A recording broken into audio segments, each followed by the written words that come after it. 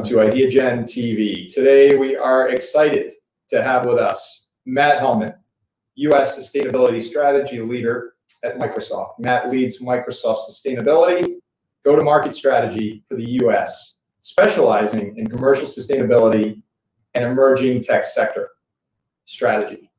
Matt is deeply passionate and effective at developing and applying creative strategies, practices, and technologies to manage and navigate the challenges of developed and emerging markets. Matt, welcome. Thanks, George. And today as well, you have an incredible guest with you, Anne Rosenberg, Senior Vice President for Sustainability at Wood. Prior to joining Wood, Anne was Senior Vice President and Global Head of SAP Next Gen, connecting the United Nations and industry with academic thought leaders and researchers, students, startups, accelerators, tech community, partners, purpose-driven partners, venture firms, futurists, all to reimagine the future of industries and the intelligent enterprise in disruptive innovation with startups and building skills for digital futures. Anne is also a co-founder and launched the SDG Ambition in partnership with the United Nations Global Compact, and serves as an advisor for climate at the World Economic Forum. And welcome as well. Thank you so much. It's such a pleasure to be part of this conversation today. Well, it's our pleasure at Ideagen TV to be hosting both of you for this incredible, and incredibly inspiring power chat between the two of you. Matt, take this away and help to frame these questions in a way that I know will inspire millions when they watch this programming on Ideagen TV. Thank you. Awesome. Thank you so much, George. And welcome to Ideagen TV. It is such a pleasure to have you join me today.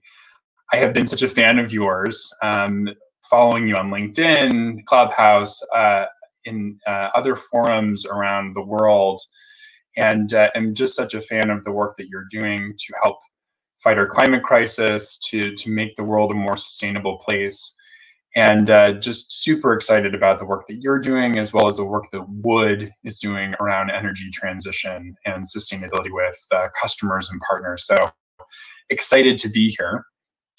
So to kick things off, maybe where we could start, I know George just stated you recently joined Wood.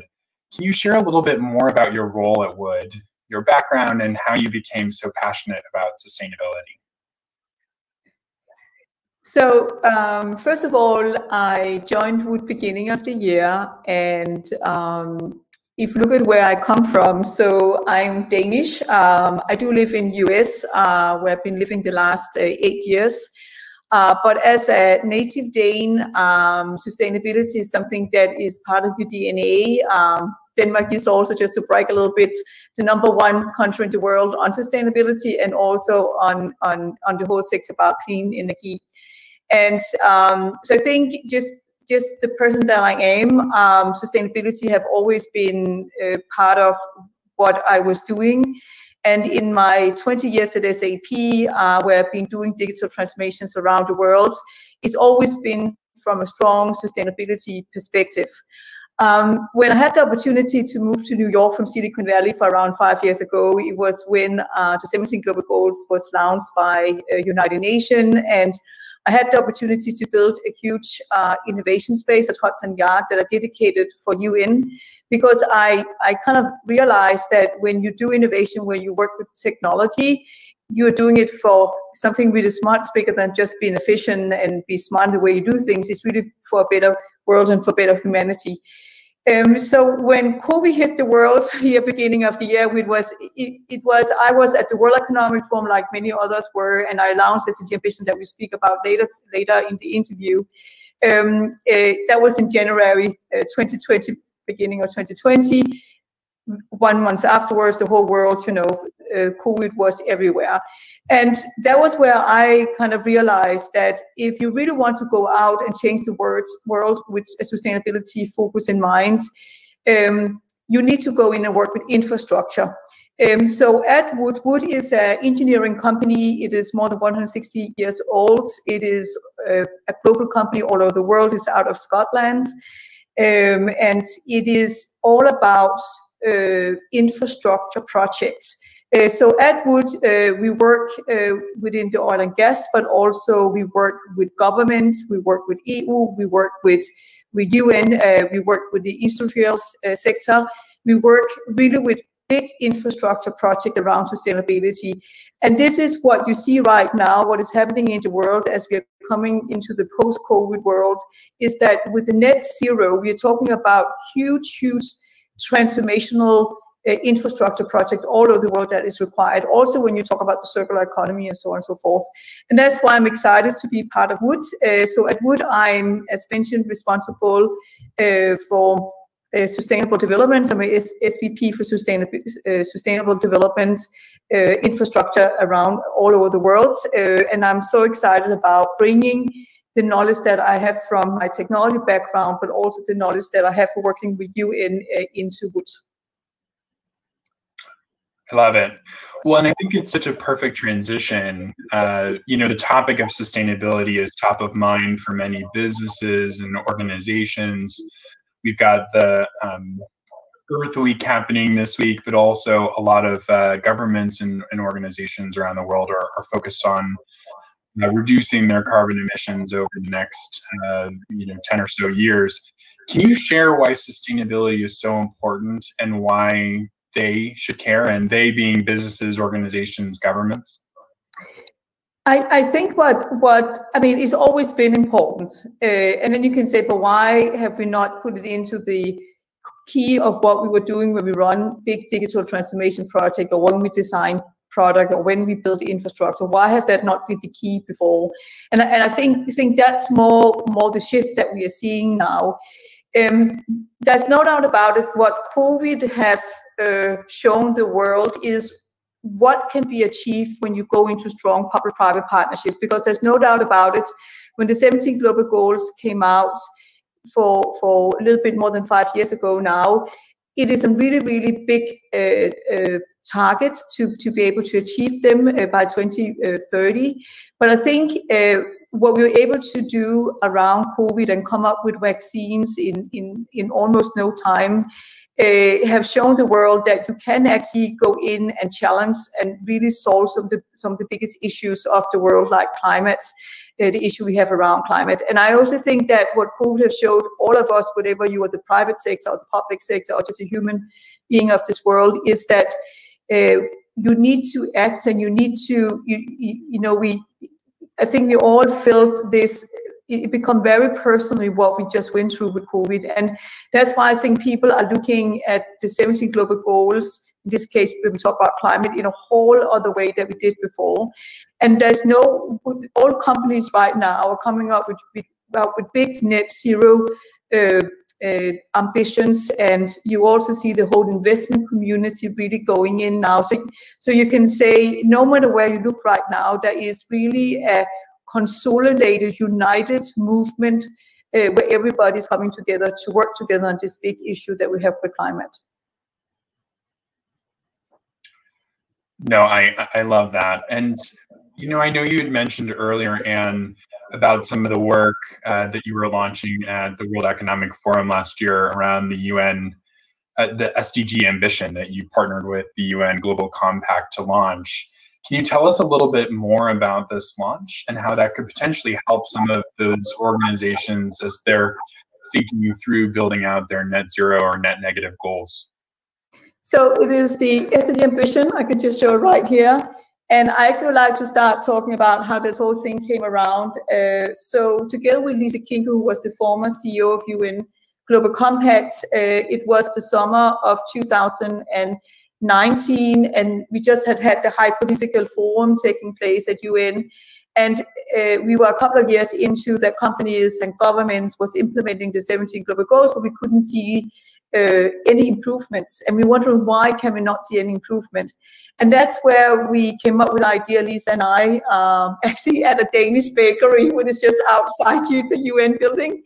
where we're sitting and brainstorming about what is going on here. And we begin to talk about when you implement the 17 global goals, you talk about that you need to change the business model. You need to fundamentally change the way you run your business. And in the SDG ambition, the first thing we came out with was a framework. And the framework is really where you're going to make sure that you bring in the SDGs into your mission statement, into your governance model, into the way you do reporting, which is one of the work that we do together with Microsoft Wood about carbon reporting. You make sure when you go into entire operation, your supply chain, your whole way of selling your products or your procurement processes, all the processes within the company need to use the ESG as the design principles and how you define the processes. And then, of course, you need to make sure that the underlying technology is supporting this. And then you need to make sure the way you do storytelling and go-to-market of your company actually fulfill this too and is aligned with the ESG design that you've done of your company. So this is part one of the SDG ambition. Second part of the SDG ambition is that we took the 17 global goals that really is being built for governments, and we translated them into 10 business benchmarks, where one of the most known one is the 1.5. And this is benchmarks that it is ambition and benchmarks based on a huge amount of incredible ESG frameworks that exist today. And those ambitions are then mapped down to underlying business process data models, and underlying technology. So that is the framework. So when you sign up to 1.5, you exactly know how to measure, you know exactly what process area, what data, and what underlying technology that you need within your industry to be able to go in and build the net zero roadmap. The interesting thing we found out when we did the SDG ambition, which was a 2 years piece of work that was completed in end of 2020, was that there is actually a technology gap on 35% across all the 10 business benchmarks that represent the 17 global goals. And if you go into climate, there's actually a 70% technology gap. And that's also the reason why you see a huge amount of investment going into clean tech now, building up new technology solutions. So it is a very exciting time we are in right now as being an engineering company or being a technology company, software company, because there's so much incredible software that is being designed right now, supporting the ambitions. So the first business benchmark launched was Business Ambition for 1.5 degrees Celsius. And can you share more about this launch and how it differs from the SDG ambition that you just shared? Yes, so the 1.5 was the first ambition, and it actually was launched before we came out with the SDG ambition. And it's also that ambition that most companies have been signing up to, of course, also based on the acceleration and focus on climate. But now there is now 9 additional ambitions, because we saw with the UN Global Compact, when companies are signing up to an ambition, they are also accountable for doing reporting up against this framework to UN Global Compact. And to support the implementation under 1.5 and also the selection of other ambitions, that UN Global Compact is right now running an accelerator where companies around the world who's member of UN Global Compact, who've been signing up to the ambitions, are going to a number of, educational accelerations to help them to do the implementation. What I think is exciting about the ambitions is the accountability. One thing is to sign up to something you would like to do and achieve, but it is this community that you are in within the UN Global Compact that you are accountable to report up against this, and of course up against your stakeholders and so on and so forth. Another interesting thing that I saw beginning of the year that I think many of you listening in here also saw was the Corporate Night came out with a rating which was around really the ambition around net zero. And what we saw in that rating was that Schneider was number 1 and Ørsted number 2. And it has been a rating that many corporations really have been looking at and applying. And in that corporate night, there was actually a number of different frameworks that were used to measure up against 1.5. So there's no doubt about it. Now the 1.5 ambition is being applied by many companies around the world. And we also see the accelerations of the additional 9 ambitions that is part of this ambition framework. To get more information about it, you really just go on the UN Global Compact sites and write UN Global Compact SDG ambition.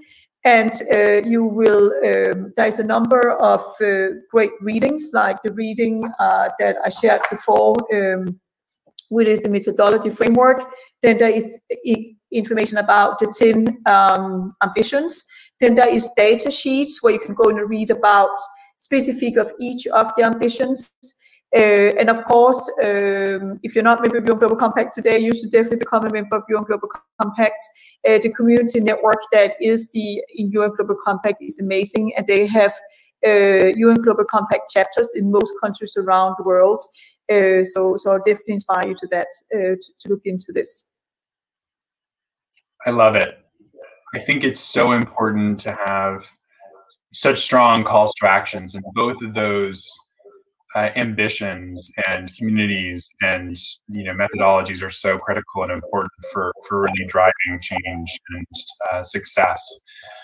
So to kind of round out my last question, we discussed earlier in the call that sustainability is top of mind for so many businesses and organizations and governments at this time. However, it's very difficult for a lot to understand, where do I start? Where do I build this path to success? And the journey can be daunting. So what advice can you give to CEOs, to leaders, to managers on how to define and deliver an ambitious net zero and carbon reduction target and path? So first of all, and this is also what we see with companies now, they should take the net zero as the really most strategic key of the company, what they need to do.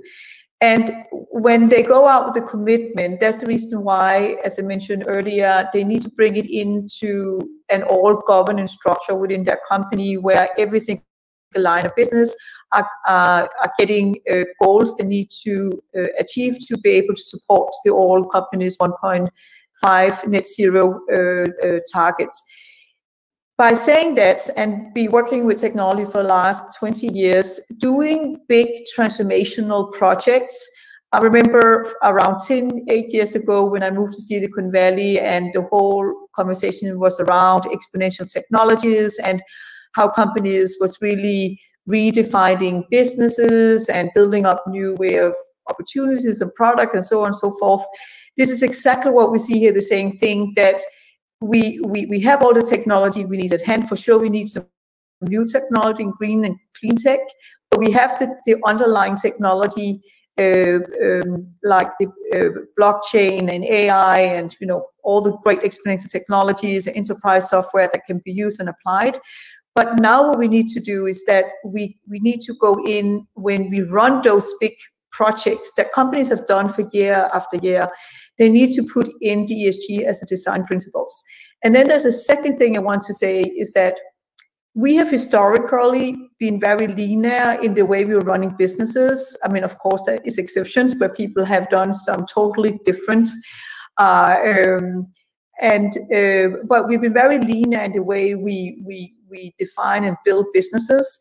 What it takes now to become net zero by 2050 or achieve any of the other 17 global goals or SDG ambitions, it needs much more a scenario planning approach. And for 2 years ago, I wrote a science fiction book for enterprises. And why did I do that? That was simply because I could see that we have all this great technology, but if we want to reach the 17 global goals, and that's not linear to do that. That's where it requires whole new thinking. And this is what science fiction is all about. And the book is actually turned into a historical book where I went 100 years back in time, and I begin to see a pattern between science fiction movies and things that is here today. And then you ask yourself, when that science fiction movies was created for 30 years ago, so 40 years ago, or 10 years ago, did you at that time know that there was a dedicated product, a dedicated way of doing things coming out of that? Maybe, maybe not. But the science fiction mindset is helping you to come up with scenarios that is not linear. And that's why you should really go on a time traveling and say, I'm in 2050 now, and we are net zero. And then you should say, what would that take? How would that look like? And then you should travel back to today, 2021, and that is input to your roadmap. And you should keep on doing that as things are evolving over time. It's the same thing if you look at COVID. I don't think anybody beginning of 2020 could have imagined that we have all the vaccines at hand as we have today in such a short term. And that is, I think there's a lot of science fiction things happening during COVID, where people, because we're forced to come up with solutions in no time.